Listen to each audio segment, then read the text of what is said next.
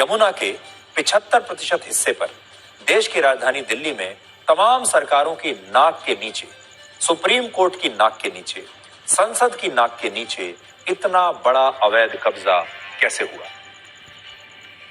Delhi development authority यानी DDA के एक नए सर्वे के मुताबिक दिल्ली में यमुना नदी के बाढ़ क्षेत्र का 75% हिस्सा ऐसा है जिस पर अतिक्रमण हो चुका है और अब इस इलाके पर लोगों ने बड़ी बड़ी इमारतों का निर्माण कर लिया है।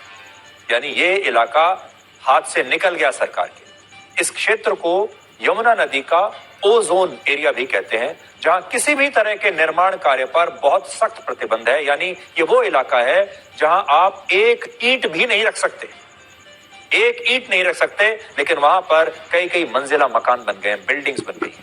इस नए सर्वे में पता चला है कि दिल्ली में यमुना नदी का जो 9,700 हेक्टेयर का बाढ़ क्षेत्र है, उसमें 7,362 हेक्टेयर बाढ़ क्षेत्र पर अवैध कब्जा हो चुका है और यहाँ 5 से 7 मंजिला बिल्डिंग्स का निर्माण कर लिया गया है। इनमें से ज्यादातर बिल्डिंग्स में लोग किराए पर रह रहे हैं। इससे यह पता चलता है कि इस अतिक्रमण के पीछे आम लोग नहीं, बल्कि इसके पीछे पूरा की पूरा एक माफिया है, एक गठबंधन है, क्योंकि सरकारी अधिकारी भी इसमें मिले हुए हैं, पुलिस मिली हुई है और माफिया मिला हुआ है। वरना ये सारे मकान कैसे बन जाएंगे, आप खुद ही सोचिए। और ये माफिया है जो लगातार यमुना नदी के बाढ़ क्षेत्र को निगलता जा रहा है, यहाँ जमीनें एनक्रोच करके, अतिक्रमण करके बेच रहा है, किराए पर बिल्डिंग्स को दे रहा है और इस माफिया को रोकने वाला कोई नहीं। और आज भी हम आपको जिस सर्वे के बारे में बता रहे हैं, वो सर्वे हमारी सरकारों ने नहीं कराया। ये सर्वे दिल्ली हाई कोर्ट के निर्देश पर हुआ और आज अगर हाई कोर्ट ना होता, वो ये निर्देश ना देता, तो आपको पता ही नहीं चलता कि दिल्ली में सड़कों और फुटपाथ के साथ साथ यमुना नदी के बाढ़ क्षेत्र पर कितना बड़ा अवैध कब्जा हो चुका है। हमारे यहाँ सड़कों पर कब्जा हो जाता है, फुटपाथ पर हो जाता है, पार्क पर हो जाता है, सरकारी जमीनों पर कब्जा हो जाता है। और ये अवैध कब्जा ऐसे समय में भी जारी है जब हाई कोर्ट ने यमुना नदी के चारों तरफ बाड़ लगाकर इसके संवेदनशील क्षेत्र को सुरक्षित रखने के निर्देश दिए हैं।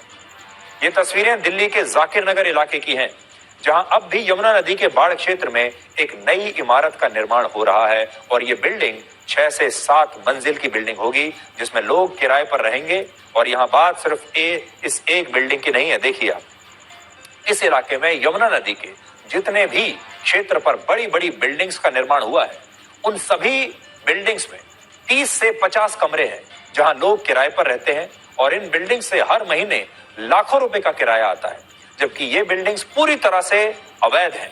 और यमुना नदी के नक्शे में इस जगह पर नदी का बाढ़ क्षेत्र बना हुआ है।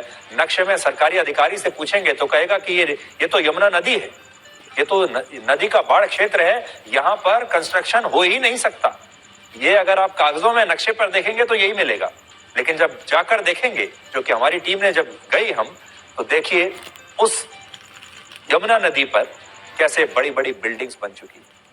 इसके अलावा ये इमारतें इतनी बड़ी हैं, विशाल हैं, कि इन्हें दिल्ली से नोएडा को जोड़ने वाले डीएनडी एक्सप्रेसवे से बहुत आसानी से देखा जा सकता है, जबकि बहुत सारी तो ऐसी हैं कि जो कुछ वर्षों में डीएनडी तक, इस सड़क तक ही पहुंच जाएंगी।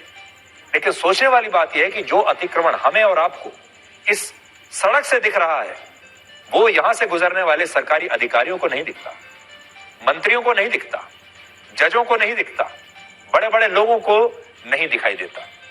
दिल्ली से यमुना नदी की कुल लंबाई का केवल 2% हिस्सा गुजरता है, 2%। लेकिन इस 2% हिस्से में 2000 से ज्यादा स्थानों पर अवैध कब्जा और अतिक्रमण हो चुका है। जो दिल्ली के लोग हैं वो इन जगहों के नाम जानते होंगे: कालिंदी कुंज, ओखला, मयूर विहार, गीता कॉलोनी, कश्मीरी गेट और वजीराबाद समेत कई इलाकों में यमुना नदी के ओजोन एरिया को नक्शे से गायब किया जा चुका है।